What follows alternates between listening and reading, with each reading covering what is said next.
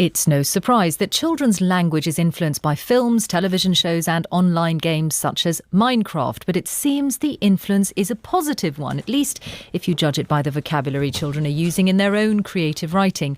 Oxford University Press has come to this conclusion by looking at thousands of submissions from under-13s for a short story competition organised by Radio 2. Well, on the line now is Sam Armstrong from OUP and also Charlie Higson, who is one of the judges of the competition and also author of the Young Bond series. Good morning. Good morning. Good morning. Sam Armstrong, just explain, if you will, the kinds of words that you saw crop up and that you knew came from something the children had seen in the cinema or on television. Huge amount of stories coming into the competition this year, which has been very exciting for the 500 words competition and also for Oxford University Press and the dictionary analysis that we do. And some of the words that we've seen that we haven't seen in previous years are words like minion, which we've decided is the children's word of the year. And we actually see that they're using words like ocelot and spawn and nether, and if you have children who are playing Minecraft, those are all words that are taken from that context. And troll. Ocelot and spawn come up in Minecraft, don't they? Minions. They do. And Minion is from Despicable Me.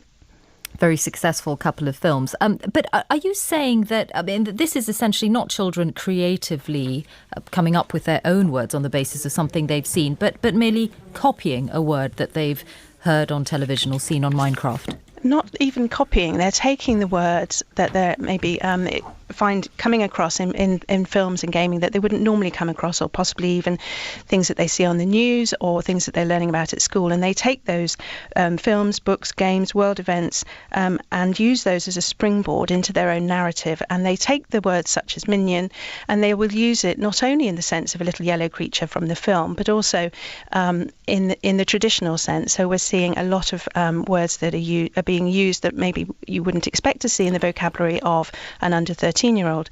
So you have minions who throw people into dungeons, which would be the traditional sense.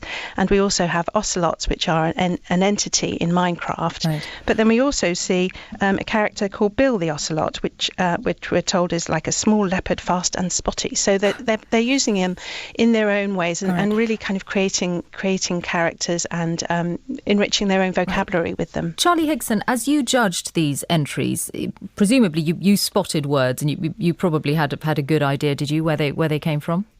Well, I have to say I only read the final 50 that made it to the shortlist. I didn't read all nearly 120,000 of them. I think you can be forgiven for that. And I think probably the type of story that got as far as the final tended to be probably slightly more conventional.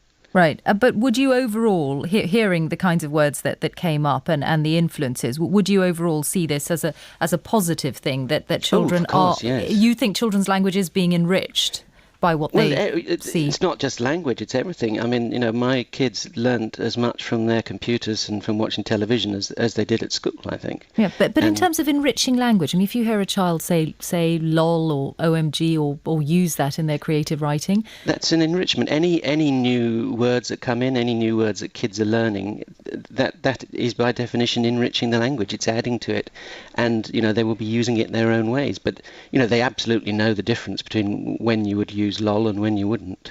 Absolutely. And in fact, it's something that we see very much in the stories, is that there is very little abbreviations because children are confident writing for different purposes.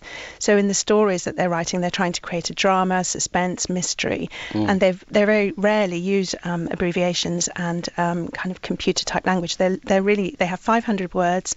They pick and choose their vocabulary very carefully so that it's really effective. And you will find that they can write very formally or informally, depending on the purpose of their writing.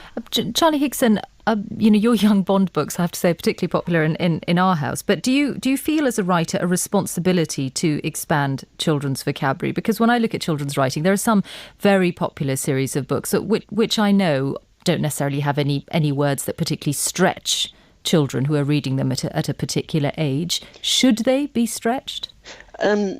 A little bit. You don't want to overdo it. I mean, certainly, the Young Bond series that I was writing, is set in the 1930s, and I would occasionally put in references and words to things that they would think, oh, that's interesting, I wonder what that means, and find out about it. If you do it too much, it spoils the whole flow and they can't read it if they constantly think, I don't know what that word is. It's a barrier to their enjoyment. Yeah. Sam Armstrong, was there no point where you had concerns about the use of text speak or purely derivative words, which, perhaps children weren't using with any great thought or extra imagination of their own?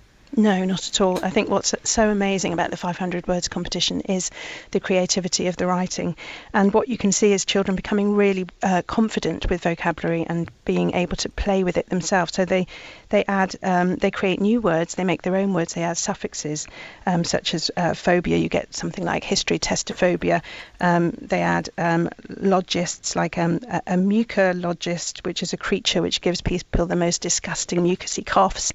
So they're playing with making up their own words, which is means that we can see that the kind of vocabulary that they're building is really enriching, and they're not frightened of using technical vocabulary either. So one of my favourite words is furfuraceous, which means covered in bran-like scales. So you can see that they're diving in there and being really having fun and word confidence, which is from Oxford University Press's point of view, and the dictionaries that we create is very valuable. Furfuraceous. I shall have to see whether I can work that into a script one day. Thank you both, Sam Armstrong and Charlie Higson.